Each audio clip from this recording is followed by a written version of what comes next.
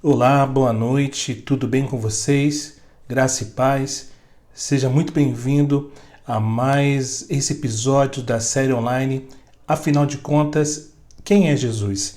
Nosso último encontro, nós falamos sobre a tentação de Jesus e hoje vamos compartilhar sobre a paixão de Cristo.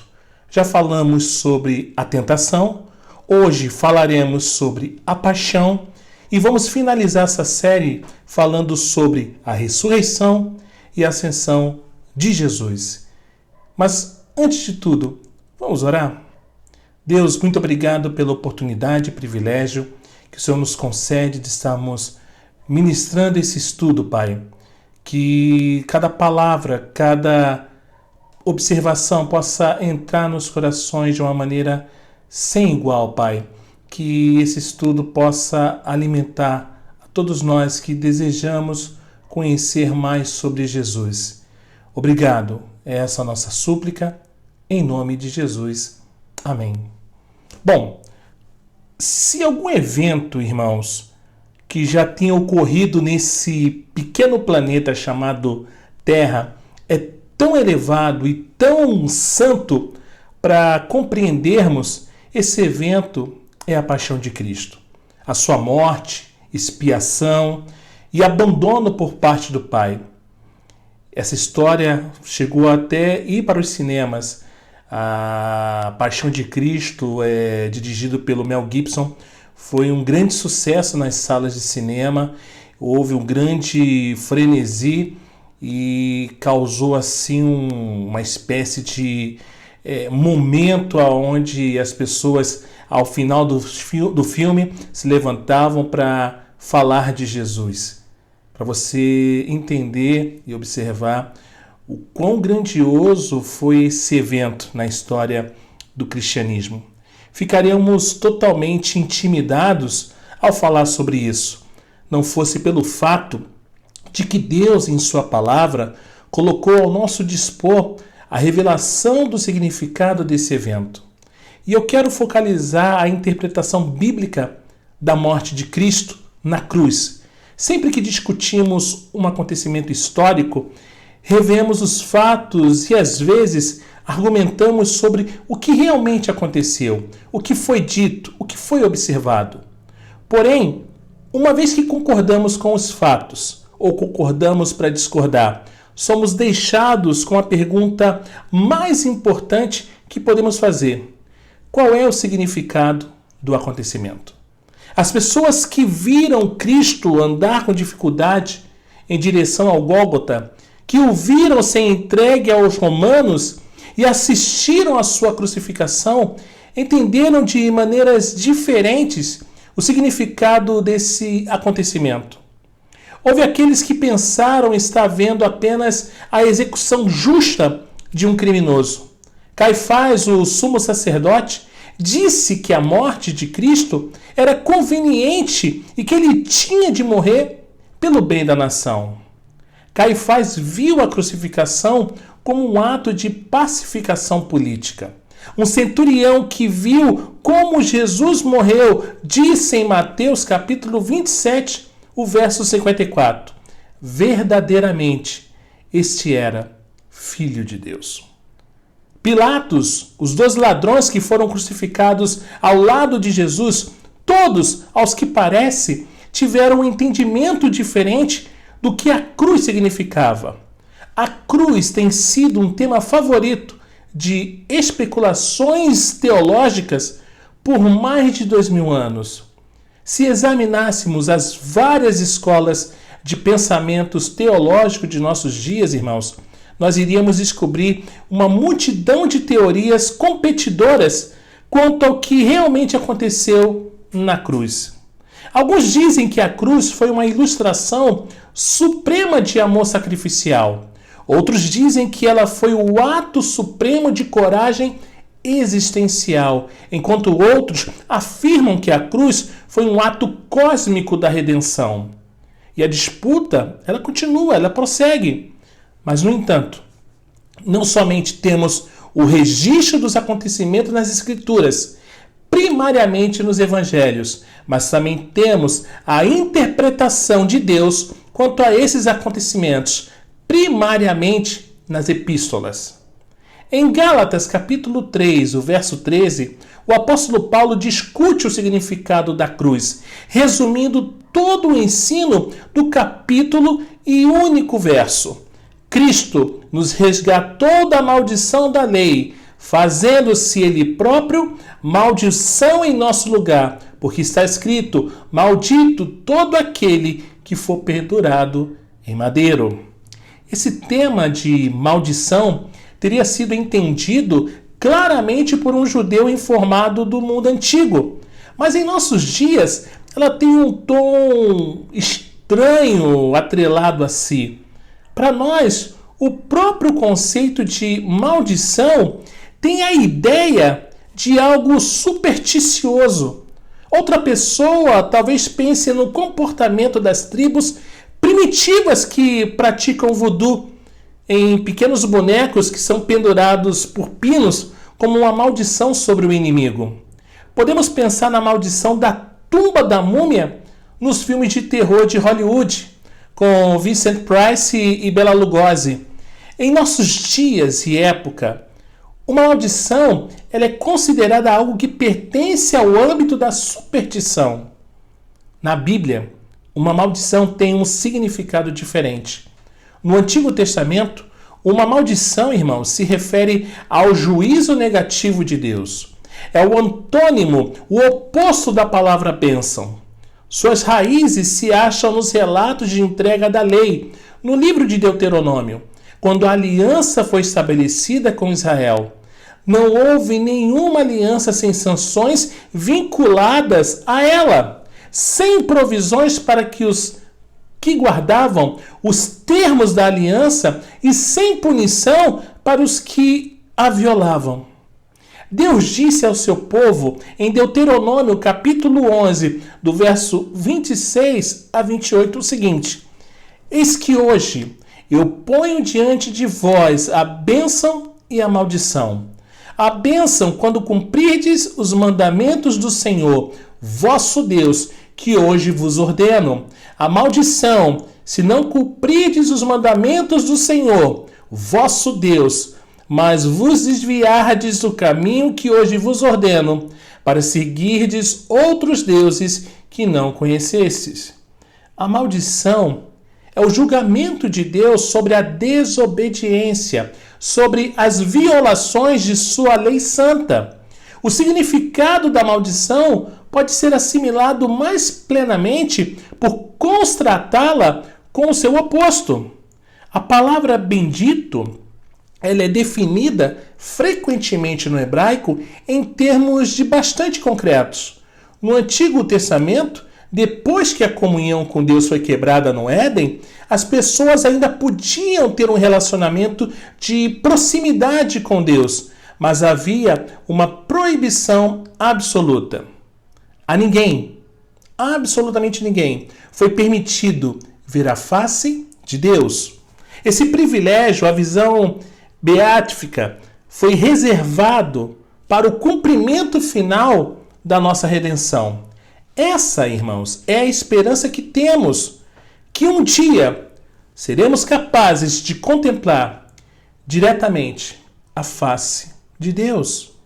Ainda estamos sobre o mandato: homem nenhum verá a minha face e viverá, conforme em Êxodo 33, 20. Entretanto, a esperança judaica sempre foi a de que, um dia, essa punição pela queda do homem seria removida. A bênção hebraica ilustra da seguinte forma. Números capítulo 6, do verso 24 ao 26, diz assim: o Senhor te abençoe e te guarde. O Senhor faça resplandecer o rosto sobre ti e tenha misericórdia de ti. O Senhor sobre ti levante o rosto e te dê a paz. Este é um exemplo do paralelismo hebraico. Cada um dos 3 versos diz a mesma coisa: que o Senhor abençoe, que o Senhor faça resplandecer o rosto sobre ti e que o Senhor sobre ti levante o rosto. Os israelitas, irmãos, entenderiam a bênção de modo concreto. Ser abençoado era ser capaz de contemplar a face de Deus. Uma pessoa desfrutaria da bênção somente em graus relativos. Quanto mais próximo alguém estava do relacionamento face a face, tanto mais abençoado ele era. Em contrário, quanto mais distante alguém estava desse relacionamento face a face, tanto maior era a maldição. Assim, por contraste, a maldição de Deus no Antigo Testamento envolvia ser removido totalmente da presença de Deus. A maldição plena impedia um vislumbre, mesmo à distância, da luz da face de Deus. Proibia até a glória refratada de um raio da luz esplendorosa que emanava da face de Yahvé. Esse simbolismo foi executado na história de Israel e se estendeu à liturgia do povo judeu. Ele se aplicou à posição do tabernáculo, a tenda da congregação, que foi planejada para simbolizar a promessa de que Deus estaria no meio do seu povo. Deus ordenou, irmãos, que o povo erguesse suas tendas por tribos, de um modo que ficassem reunidos ao redor do ponto central da comunidade, onde estava o tabernáculo, o lugar de habitação de Yahvé. Unicamente o sumo sacerdote tinha permissão de entrar no meio do tabernáculo, o Santo dos Santos, apenas uma vez por ano, no dia da expiação. E mesmo nesse dia, ele podia entrar no lugar sagrado somente depois de longas abluções e ritos de purificação. Deus estava no meio de seu povo, mas eles não podiam entrar no santuário mais interior do tabernáculo, que simbolizava o seu lugar de habitação. No dia da expiação, 2 animais eram envolvidos nas cerimônias litúrgicas, um cordeiro e um bode expiatório. O sacerdote, ele sacrificava o cordeiro no altar pelos pecados do povo. O sacerdote também tomava o bode expiatório e colocava sua mão sobre ele, simbolizando a transferência dos pecados da nação para as costas do bode. E imediatamente, esse bode expiatório era levado para fora do acampamento, ao deserto, aquele lugar ermo de desolação remota, para as trevas exteriores, longe de qualquer proximidade da presença de Deus. O bode expiatório recebia a maldição. Ele era removido da terra dos viventes, banido da presença de Deus. Para assimilar o significado dessa ação em sua relação com a morte de Cristo, nós precisamos ir ao Novo Testamento. João, ele começa o seu evangelho escrevendo: no princípio era o Verbo, e o Verbo estava com Deus, e o Verbo era Deus. O mistério da Trindade tem pasmado nossa mente por séculos. Sabemos que há um sentido em que o Pai e o Filho são um, mas eles devem ser distinguidos e existe um relacionamento singular. O relacionamento, como João explicou, é descrito pela palavra com. O Verbo estava com Deus. Literalmente, João estava dizendo que o Pai e o Filho têm um relacionamento face a face. Precisamente o tipo de relacionamento que os judeus não podiam ter com o Pai. O judeu do Antigo Testamento poderia ir ao tabernáculo e estar com. O grego sum, que significa com, no sentido de presente em um grupo. Mas ninguém jamais poderia estar face a face. O grego pros, que significa com, no sentido de face a face. Quando examinamos a crucificação, irmãos, é importante lembrarmos que o relacionamento de Jesus com o Pai representa o clímax em bênção e que a ausência disso era a essência da maldição. Quando lemos a narrativa da paixão de Jesus, certas coisas se destacam. O Antigo Testamento, por exemplo, nos ensina que o seu próprio povo o entregou aos gentios, aos estranhos e alheios à aliança. Depois de seu julgamento, diante das autoridades judaicas, Jesus foi enviado aos homens para ser julgado. Ele não foi executado pelo método judaico de apedrejamento, pois as circunstâncias da história mundial impediam essa opção naquele tempo.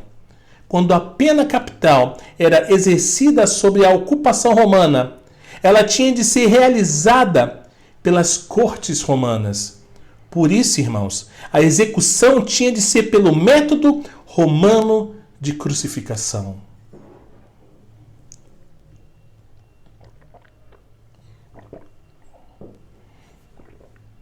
É significativo que Jesus tenha sido morto pelas mãos dos gentios fora do arraial. Sua morte aconteceu fora da cidade de Jerusalém. Ele foi levado ao Gólgota. Todas essas atividades, quando entremeadas, indicam a reencarnação do drama do bode expiatório que recebia a maldição, como eu acabei de mencionar. Paulo nos diz que, na lei de Deuteronômio, a maldição de Deus estava sobre todo aquele que era pendurado no madeiro. Uma maldição que não seria necessariamente atribuída aos que sofriam morte por apedrejamento. Jesus foi pendurado numa cruz, cumprindo nos mínimos detalhes todas as provisões do Antigo Testamento para a realização do julgamento divino. O Novo Testamento vê a morte de Jesus como mais do que um ato isolado ou uma ilustração de coragem e amor, embora sua morte possa ilustrar essas coisas. Antes, a sua morte, a morte de Cristo, é um evento cósmico, uma morte expiatória, é uma maldição derramada sobre Cristo em nosso favor. Aleluia. O teólogo suíço Karl Barth disse que a palavra mais importante em todo o Novo Testamento é a palavra grega huper. A palavra huper significa apenas em favor de. Irmãos, a morte de Jesus aconteceu em nosso favor. Ele tomou a maldição da lei por mim e por você. O próprio Jesus disse isso de muitas maneiras diferentes. Em São Marcos, capítulo 10, o verso 45 diz assim: dou a minha vida pelas ovelhas. Ninguém a tira de mim. Pelo contrário, eu espontaneamente dou. João 10,15 pois o próprio filho do homem não veio para ser servido, mas para servir e dar a sua vida em resgate por muitos. Essas figuras do Novo Testamento, irmãos, ressaltam o conceito da substituição. Uma vez o pastor Sproul, ele participando de uma palestra pública sobre o relacionamento entre a velha e a nova aliança, no meio da sua palestra, um homem se levantou lá do fundo da sala e ele se levantou furioso, muito bravo, quando Sproul sugeriu que a morte de Cristo foi uma morte expiatória, uma morte vicária em favor de outras pessoas. Ele gritou do fundo da sala: isso é primitivo e obsceno. O pastor Sproul disse que depois de se refazer daquele susto e reunir os seus pensamentos, ele respondeu: essas são as duas melhores palavras descritas que já ouvi para caracterizar a cruz. O que poderia ser mais primitivo, irmãos? Uma encenação sangrenta como essa, com todo o drama e ritual, é reminiscente de tabus primitivos. É tão simples que até o mais iletrado, o mais ingênuo, pôde entendê-la. Deus nos proveu um meio de redenção que não é limitado à elite intelectual, mas é tão grosseiro, tão rude, que as pessoas primitivas podem compreendê-lo, e ao mesmo tempo tão sublime que traz admiração aos mais brilhantes teólogos.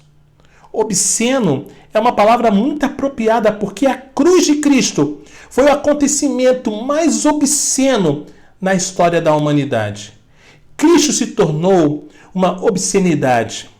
No momento em que ele esteve na cruz, o pecado do mundo lhe foi imputado como o era ao bode expiatório.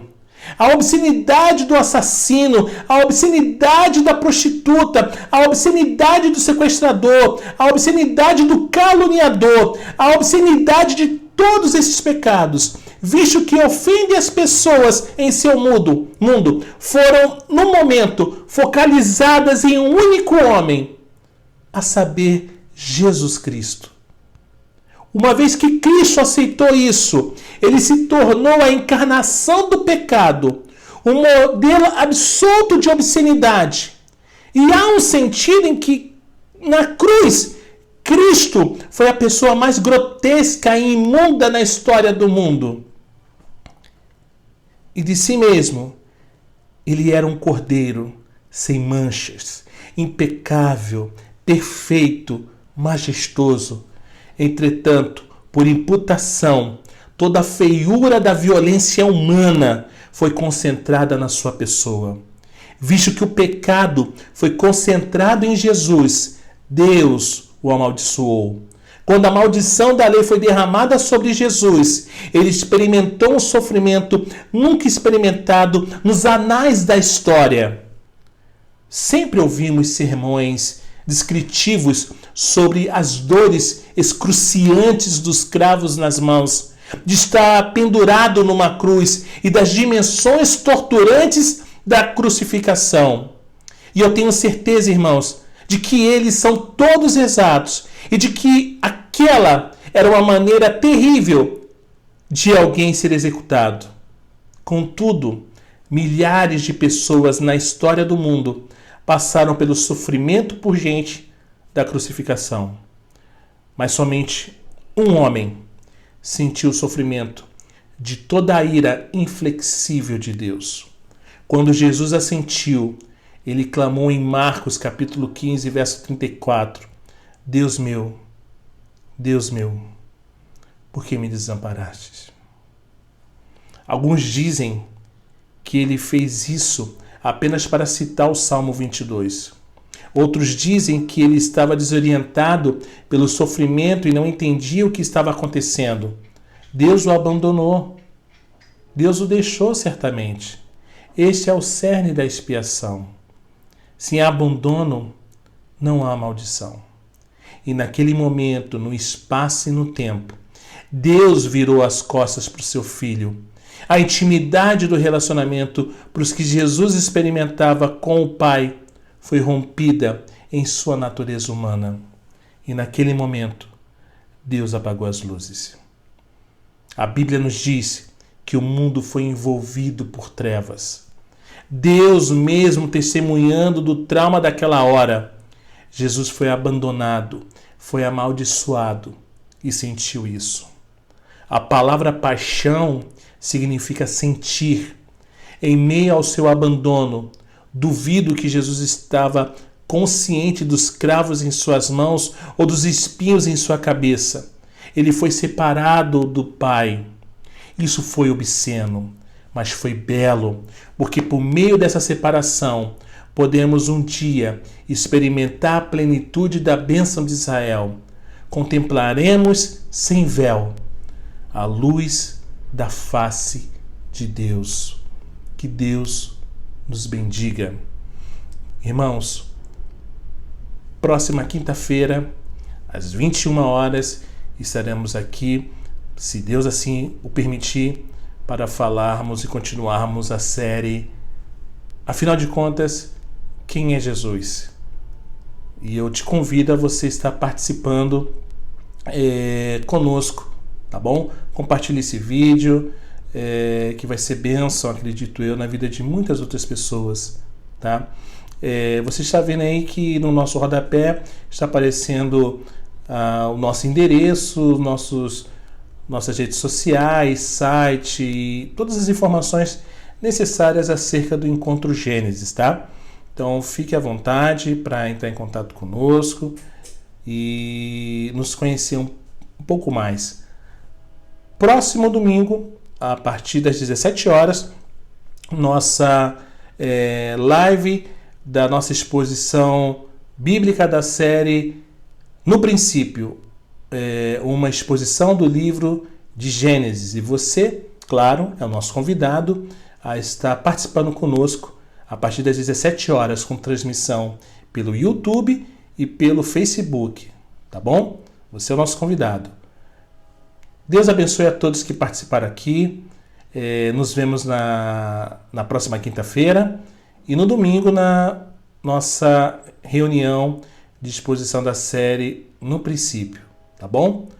Um forte abraço a todos vocês. Paz e bem a todos.